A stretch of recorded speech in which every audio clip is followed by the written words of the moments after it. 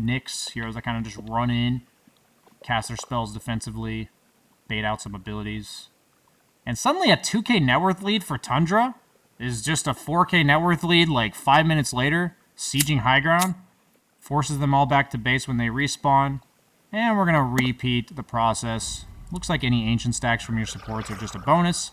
So that entire time he played aggressive top, I think he effectively missed one triangle stack. So in terms of efficiency, he's basically farmed triangle every single minute.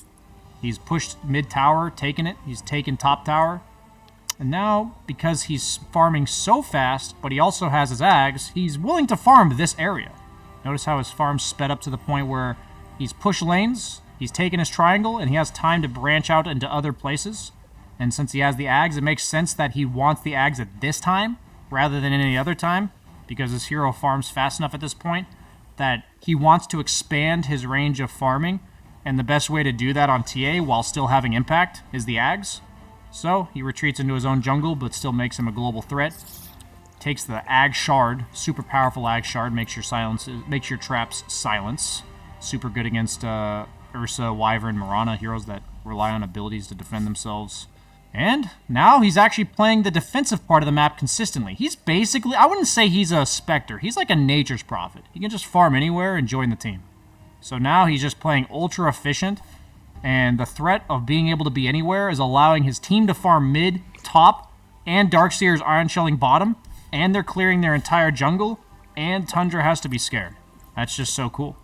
He even uses his axe to accelerate his movement to the triangle by a bit. I don't even think he had to do that. It is going to give him an extra, like, 10 seconds to potentially do something on the end of the minute. Maybe check rune or something like that.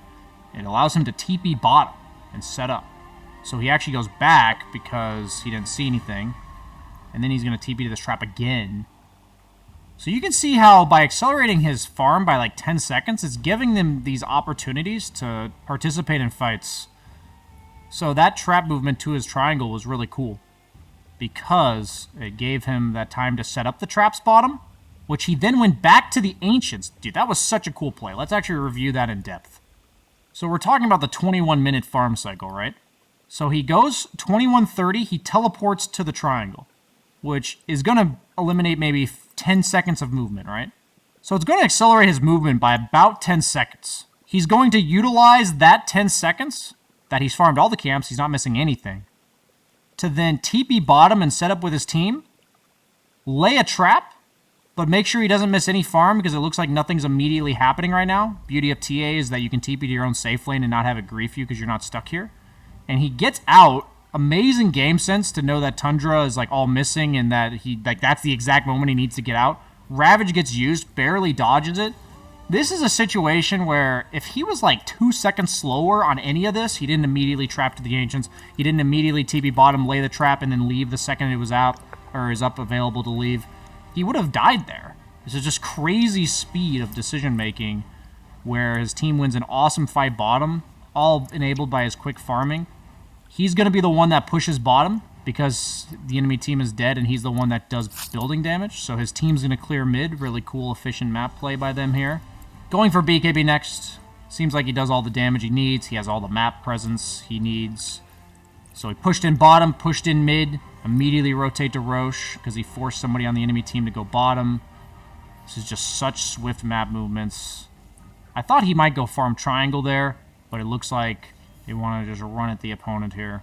No reason to give Tundra any space here. So it looks like the second Aegis is where he stops prioritizing efficiency and he prioritizes overall aggressive map play. It's really cool to see that he plays on the enemy side of the map hitting buildings when he has Aegis, but he plays on his own side of the map farming jungle when he doesn't. And it seems like that Ags lines up with the period of time between the first and second Aegis. He has the ability to play his own side of the map and still be a threat on the map. Really lines up well there. It's just so smooth. It just looks so fluid. It looks like he has a clear plan for every single moment in this game. And now they're just easily taking racks. Such clean play in a game where his team was down by 2k at 11 minutes. It does not look like a game where his team was down by 2k at 11 minutes. He has 6,000 more net worth than anyone else in the game, and that's his mid laner. So he's 7,000 more than the Ursa. 8-0-6. 8-0-6 at 26 minutes with 318 CS. This is the Ember Spirit Remnant factor, but it's even better because he can go bottom and then show up to the fight. You saw Tundra thought, hey, TA's not here. Get him. This is the power of TA, it looks like. He can go back to base, regen. Tundra says, oh, he's not here. Go get him. He's gone bottom.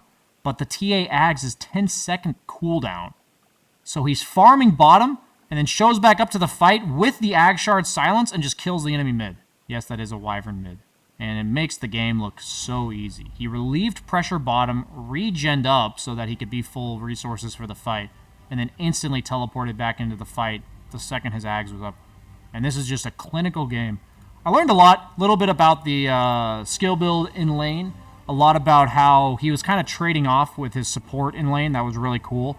I really liked the fact that he was jungling for the stacks, but then immediately returned bottom, kind of like the reverse of what Disruptor was doing in the laning phase, where they want to combine themselves to pressure the tide, but then back off to separate and be efficient with farming.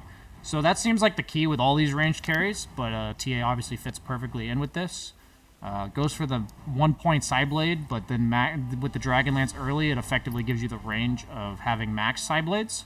And then it allows you to max that Meld Strike, and then you hit that Deso timing, and anytime you see an opening, you can go for Roche.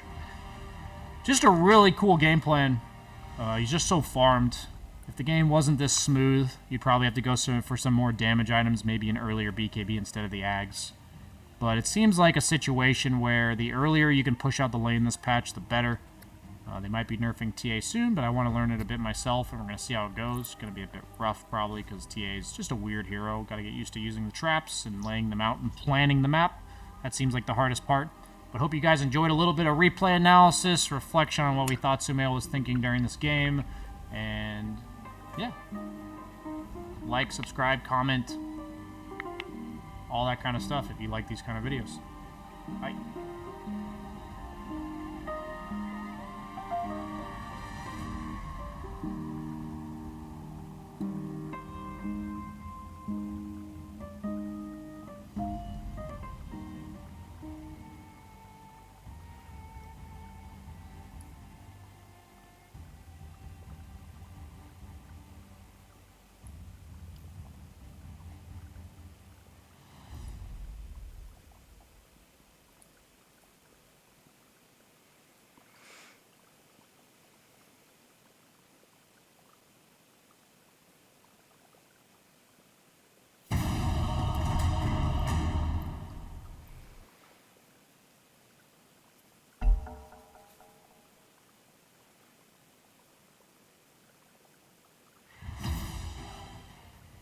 Your turn to ban.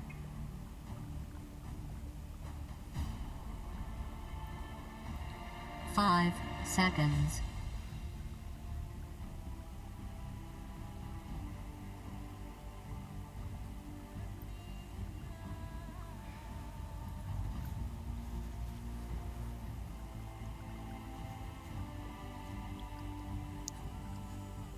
Your pick.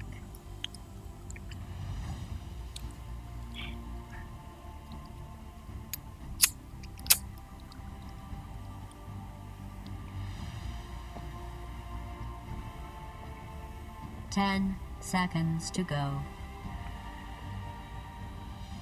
5 seconds.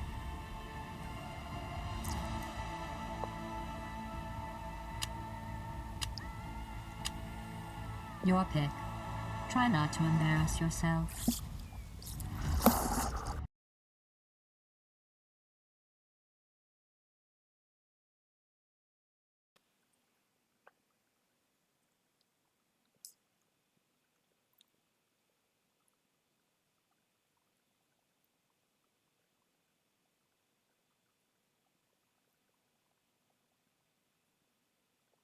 Oh my